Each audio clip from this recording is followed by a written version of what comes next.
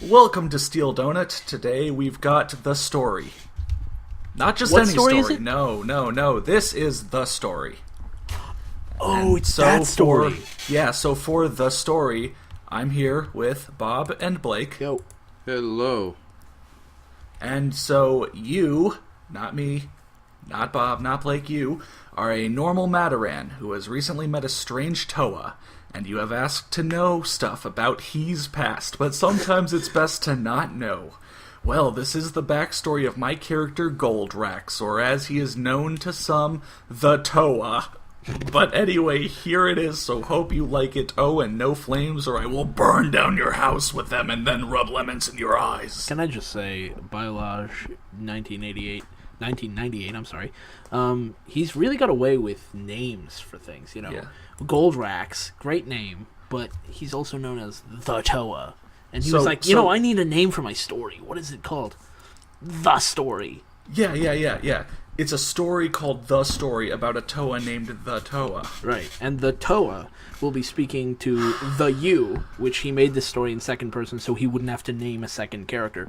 And it's in second person, so I guess I can be the narrator. Alright, gather around, children. I will recall you a story, the story. Here we go. Well, it's a long story, really. Said the golden and black Toa of shadow and time named Goldrax to you.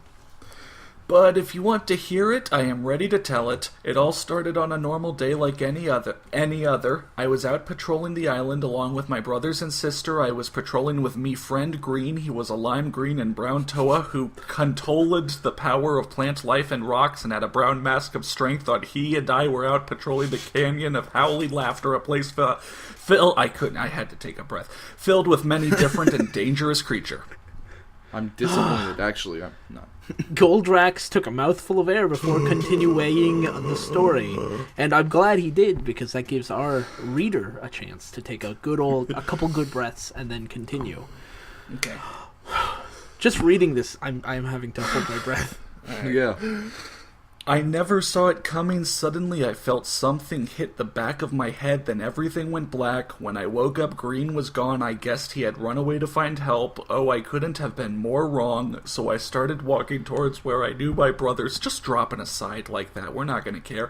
Diamageddon and Acton, the Toas of Earth and Air respectively, were when I arrived. There I was in shock at what I saw. Both of them were lying on the ground, not a breath being taken and not a muscle being moved. They were both dead, my brothers who had always protected me. Damn it! Man, I like how there's a character that's just called Green. Yeah. Diamageddon and Acton are both interesting names. And then Green.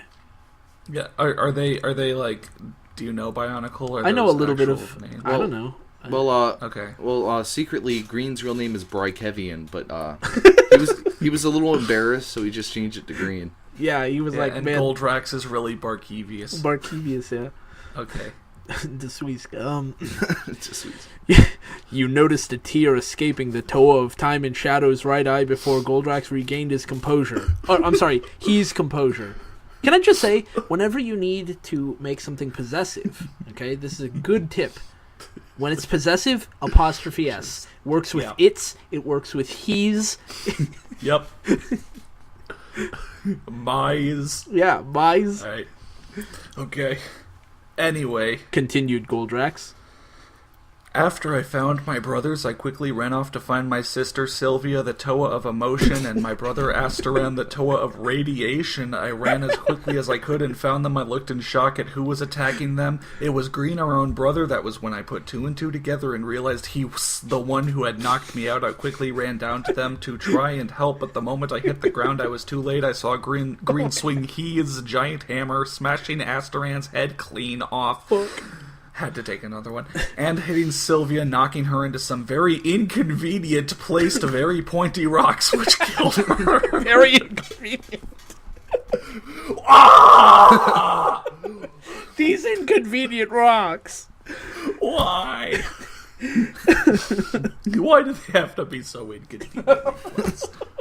God damn it, I'm dead. I'm gonna be late to my meeting. Oh, keep going. I was angry I created my good old Lance, and ran at Green in order to try and kill him. The fight felt like it took hours upon hours, while in reality it only took about 10 minutes before he chose to flee. That sentence feels like it took hours upon hours. But in reality, it only took about 10 minutes. I was alone, my best friend had betrayed me, and my family was dead. I had nothing left to live for on the island, so I left. A few years later, I was found by none other than the Brotherhood of Makuta themselves. They promised me revenge, and I so foolishly accepted, but I will tell you more about what happened then next time. Goldrax ended, and then he walked off. Just mic drop. He just he's like, see you guys later. Alright, moving on to chapter My friends 2. are dead. Tune in next time. Same Matoran time, same Matoran channel. Yeah. Okay, moving on to chapter 2. So, yeah. I got more of there's this story? another character in this. And I don't mean to spoil anything, but his name is Zardlog. Can you guess why? I wish I didn't. Blake, you should play Zardlog. You mean Alucard? Yeah, Alucard. Yeah. Oh my god, Alucard is werewolf backwards. Whoa! Okay, let's just get on with it. Chapter 2. A few days after you had heard the first part of Goldrak's story, you return in order to hear the second part. When you enter, you can hear Goldrax talking to someone. Yeah, Zardlog just promised not to hurt the Mataran when they come to hear the story, okay? He said, then you hear him say something almost like he was answering himself. Yeah, whatever. I will not hurt the Matoran. He said with a sigh. I mean, sheesh. Why would I hurt the Matoran when I would gain nothing from it?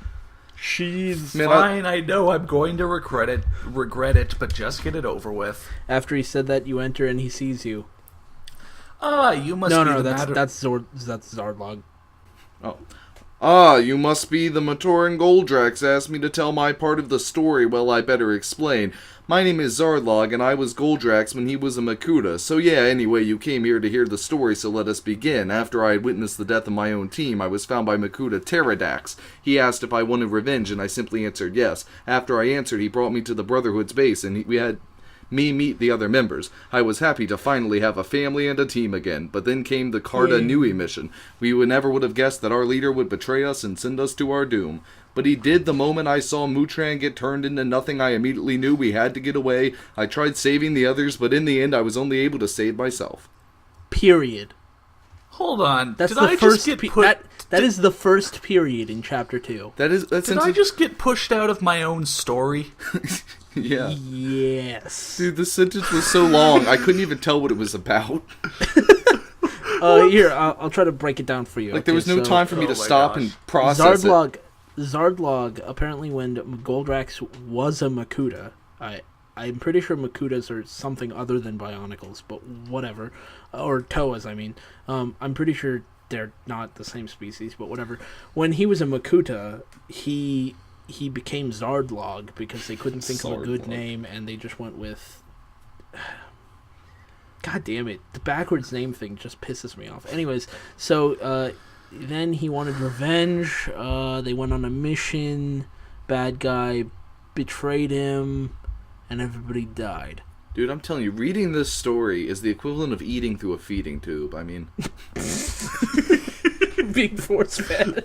Yeah, I mean, it just rushes into you, and you don't even taste anything. It's just... I feel like I'm being waterboarded again. Yeah, it's just being poured into your brain, and you can't actually process it or understand it. It just... Said Zardlog, taking a breath of air and then continuing. I tried not to breathe directly on my mic there. I used my mask of dimensional travels to quickly escape to one of the many other versions of our world. Then after I had explored those worlds, I decided going to different parts of the multiverse, which I did. Why, you may ask? I don't ask. Wow. I don't ask. Please don't continue. But you nod at the answer, and he smiles. Well, the answer is simple. Because I can!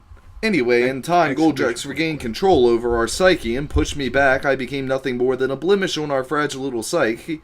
I ended up being nothing but the dark monstrosity, waiting for the day he would allow me control again, and the day he did was today, which was stupid. Now, if you would excuse me, I have deaths to cause. Could you just move to the left? I'm trying to get through the doorway so I can go cause deaths. Hold on. Excuse me, Dark do I Monstrosity coming Goldrax through get any say in this? You're about to. Alright. Said the Toa, then just as he was about to leave, he suddenly holds his head as if he was in pain. Oh, no, you don't. No, Is this me? That's... Maybe I should have read this story beforehand. I really just thought I was going to deliver some stupid monologue. Nope. Okay. Oh, no, you don't. Now get back in there before I have to hit us to get you to go in there. If only he doesn't hit himself. He said to himself. Oh, I guess this part is the readers or the listener. So all right, so wait, guys, wait. Let's just be quiet for like about 6 seconds, so the person watching can read that line. You think to yourself when Goldrax stand up again and stretches. Okay, note to self: never let Zardlog out of the back of my kind ever again. Out of the back of my kind, he said. Then he looks over at you. Well, now you know what happened to me when I was a Makuta. Next time I will tell you of my time as a dimensional traveler before I returned home. He said as he went to the room he slept in. No, you just leave. I'm going to get some sleep. Come back again in a few months and I will tell you some more. Oh my god, a few months. 4 months later. That's their excuse for not updating between December and March 10th and then not updating since then. Oh, I see. Yeah. I see. In a few months, we might get part 2 or chapter 3 of The Story by Bionicles 1998. What a story. How many periods were in this? I'm just going to Control F periods. Control F period. No. Okay, let's see. So 1, 2, 3, 4. 4 in chapter 2.